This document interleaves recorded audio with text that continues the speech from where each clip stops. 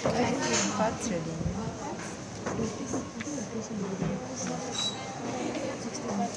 Okay, listen. So, we dissect now. Ay, sorry. We dissect now, okay, the muscles, no, of the toe. When we say dissect class, this would mean that you only have to separate the muscle from its neighboring muscle, okay, so that you will identify each of these muscle. Dissection doesn't mean that you have to take off the skin from the body, okay. So if we do that, so I think we'll do that in our practical, no? Ako na lang putol-putulon ang muscle for you to identify it. Ha? Will you identify it kung akong putol-putulon? Ha? Separate the muscle from the body? Okay. So, ikaw, okay lang, ha? Okay, so first, you clean up first, no? So that you will expose the muscle. So, those are the fascia. Kaya siyang, what I am taking out is the fascia. Okay? That is attached, no? Closely attached to the muscle that is covering it. Okay. So, we do first sa letter A. What's letter A? Temporal. What part? The temporal?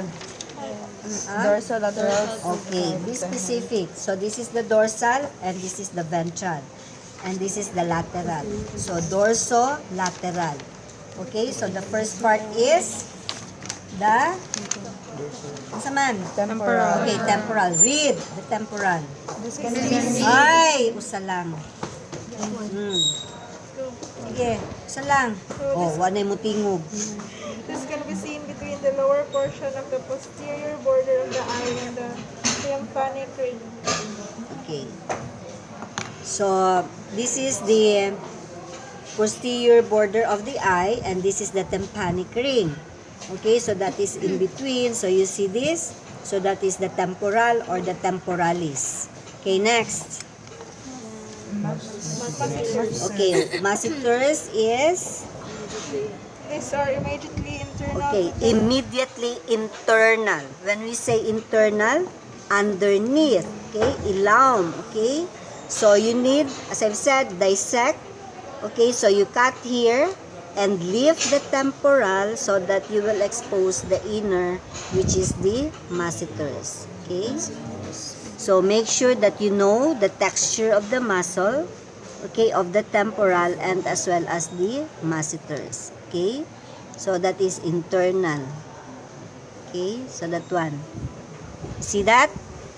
Okay, so this is the temporal and then you have the masseters. Okay, next. Okay, the depressor mandibuli, the muscle that is behind, no? Behind the tympanic ring. So when we say internal or underneath, that would be what? Inner side, no? So you need to lift up. When we say behind, that would be at the back, no? Back or anterior, so it's anterior, okay? So that is the muscle behind the tympanic ring. So, kani siya. This is the depressor mandibuli. Okay? The next.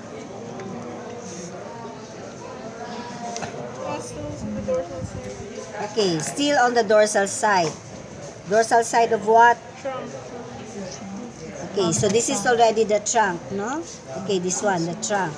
Okay? So, dorsal side. Okay, now, as you can see, this is hidden, no, by the depressor mandibuli. So, the muscle that we are to identify. So, what you do is you break the neck. Okay, break it like that. Okay, so to expose, no? Okay, so this one, that is the levator scapula inferior.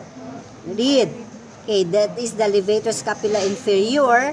And then the superior, again, is for you to dissect, lift the inferior for you to be able to see the superior. Okay, this is the superior, ha? Not this one, ha?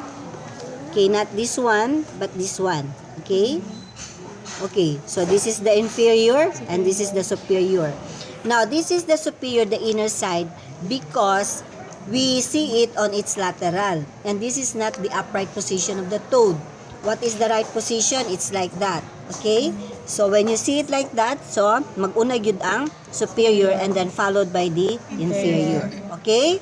Clear? Okay. Then next, you have the muscle. Okay, describe. Describe. This is the muscle that runs between the back of the skull. Okay, between the back of the skull, no? So this is the skull. Okay, so that is the skull. In between the posterior of the skull, so that is a triangular muscle. So that is trapezius. No, the word trapezius, that is of the triangle. Now, the name of the muscle class is taken according to the direction of the fiber, the shape of the muscle, okay, and the action. Okay, so trapezius meaning to say triangular muscle, okay, and that would run along up to this point.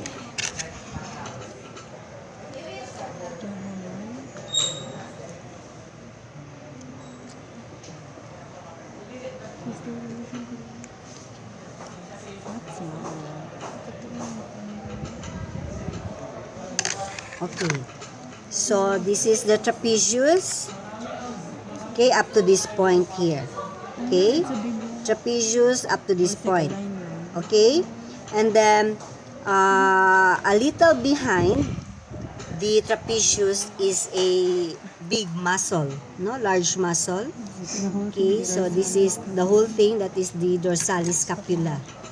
Okay, the muscle of the scapula. Okay, you remember the scapula of the pectoral? Okay, so that is the dorsalis scapula. And then behind the dorsalis scapula is a muscle, a short muscle. Okay, a short muscle. Okay, tambok kayo ni kani. This is for sure pregnant, dili, eggs na siya. Okay, so that one, no? So again, you dissect, separate this muscle from the dorsalis scapula. Okay, so this would now be the latissimus dorsi. Okay, so from this point up to this point, no, that is latissimus. Actually, this is the continuation of the triangular muscle, which is the trapezius. Okay, latissimus dorsi. And then next is longissimus dorsi, no, longissimus, long. Okay, so that would be starting here between the trapezius, longissimus, that extend up to the urostyle. Okay, so this is the urostyle, kana siya, up to that point. Okay, so clean, so that you will see the extent of the muscle.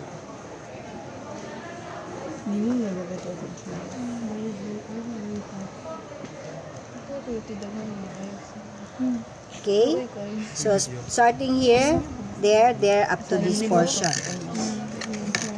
Okay, okay, so up to this portion. Okay, next. What's next?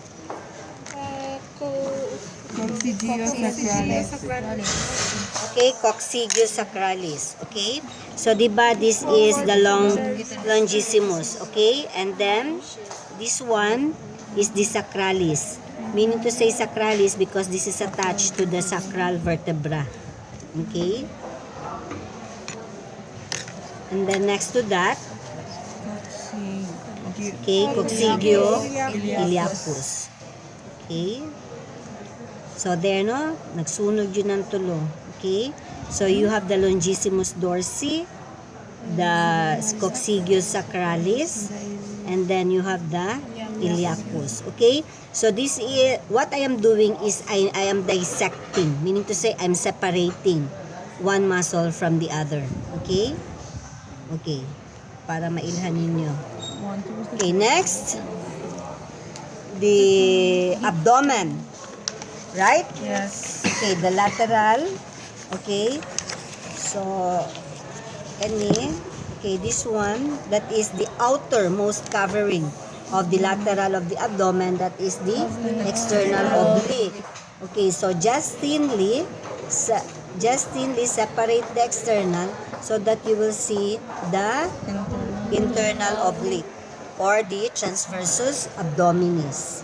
Okay, so this one is the external oblique, and then next is the internal oblique or the transversus abdominis.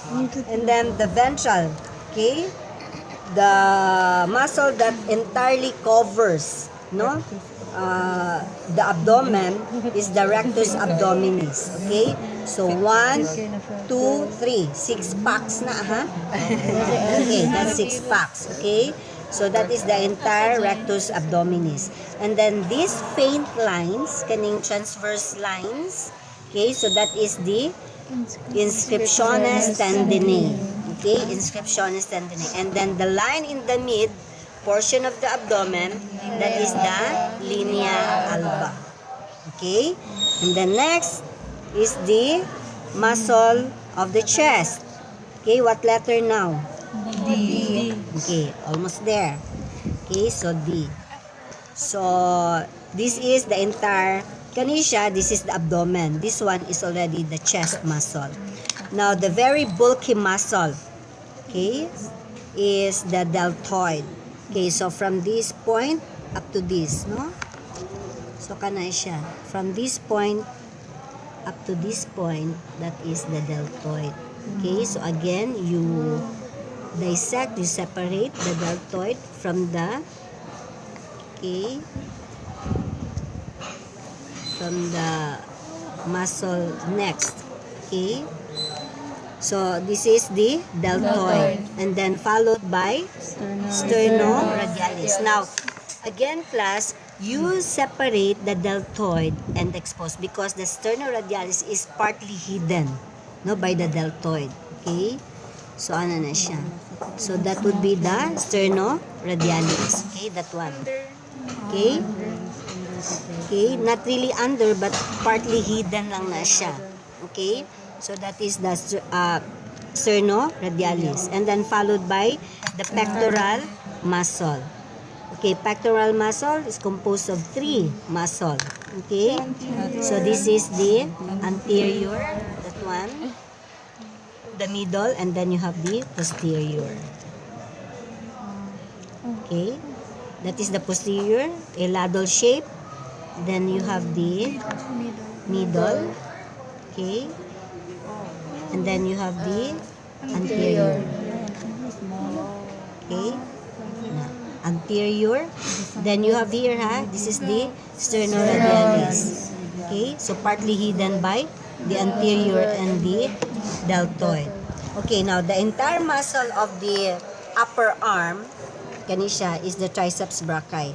Why triceps? Because 1, 2, and then 3. Okay, 1, 2, and 3. Triceps brachii.